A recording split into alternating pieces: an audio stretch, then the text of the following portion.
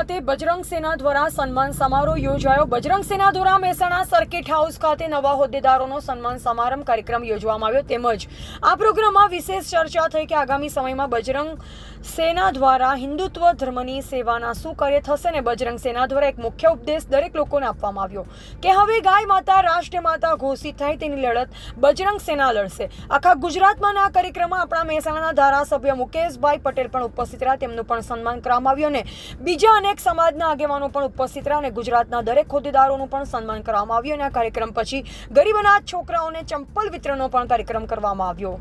અહેવાલ બળવંત રાણા।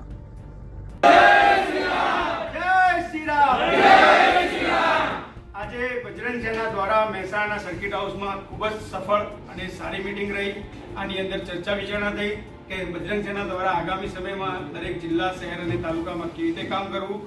દરેક બજરંગ સૈનિક હવે ગાય માતા રાષ્ટ્રીય માતા ઘોષિત થાય એના દરેક જિલ્લાના ક્ષેત્રમાં આગળ વધશે, હસ્તાક્ષર અભિયાન કરાવશે। દરેક જગ્યાએ હવે આપણો એક જ લક્ષ્ય રહેશે કે ગાય માતાને ગમે તે કરીને રાષ્ટ્રીય માતા ઘોષિત કરવી છે।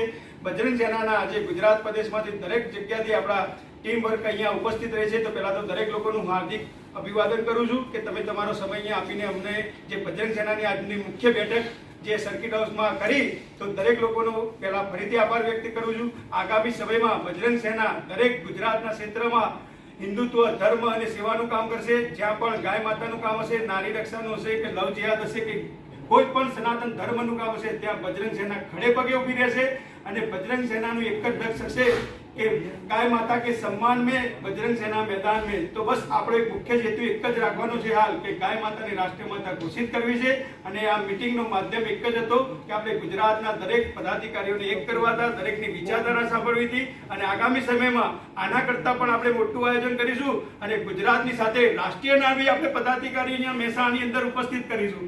તો દરેક લોકોનો ફરીથી આભાર વ્યક્ત કરું છું અને બજરંગ સેના પરિવાર તરફથી દરેક નવા પદાધિકારીઓને આપણે પદની ફાળવણી કરી છે તો એ લોકોને બી અભિનંદન પાઠવું છું। અને જે આજનો કાર્યક્રમ આપણા ગુજરાત પ્રદેશના મહામંત્રી એવા દિનબા હવેલીના નેતૃત્વમાં થયો તો દિનબા હવેલીનો કાર્યક્રમ ખૂબ જ સફળ અને વિકસિત રહ્યો। તો દિનબા હવેલીને બી બે હાથ જોડીને વિનંતી કરું છું કે તમારો કાર્ય ખૂબ જ સારો રહ્યો અને ખૂબ જ સફળ રહ્યો।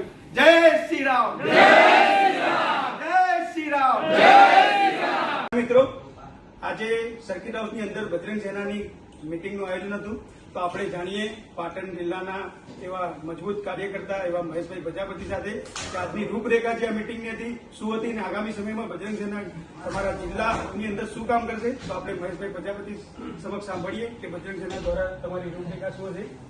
નમસ્કાર।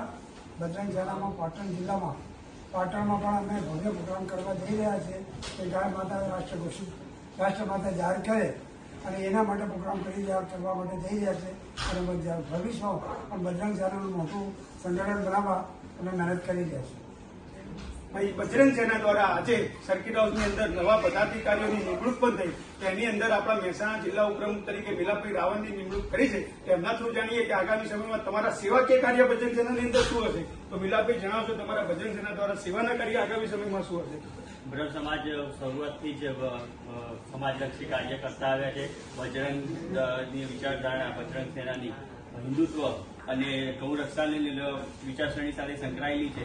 બ્રહ્મ સમાજનો હંમેશા ફાળો એમની સાથે રહેશે। જય શ્રી રામ, ભરમાતો।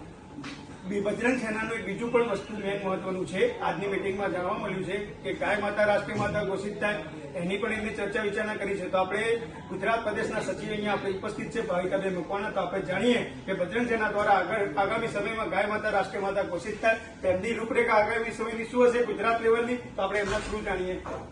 ગાય માતા રાષ્ટ્ર માતા ઘોષિત થાય એ માટે આપણે નરેન્દ્ર મોદીજીને અપીલ કરીએ છીએ કે નમ્ર વિનંતી કરીએ છીએ કે અમે જે રીતે આ કાર્યકર 22 લાખ હસ્તાક્ષર જે થઈ ગયા છે અને હજી પણ આગળ આમાં અમે બધા જ એમ કે બહુ જ દિલથી બધું કાર્ય કરીએ છીએ તો તમે પણ એમ કે મોદીજીને વિનંતી કે ગાય માતાને રાષ્ટ્ર માતા ઘોષિત કરો। જય શ્રી રામ।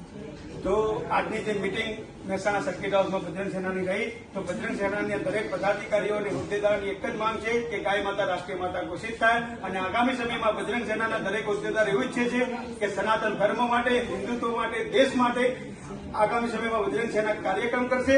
તો હું હિતેશ મોદી, આઝાદ મીડિયા લાઈવ ચેનલ મહેસાણાથી।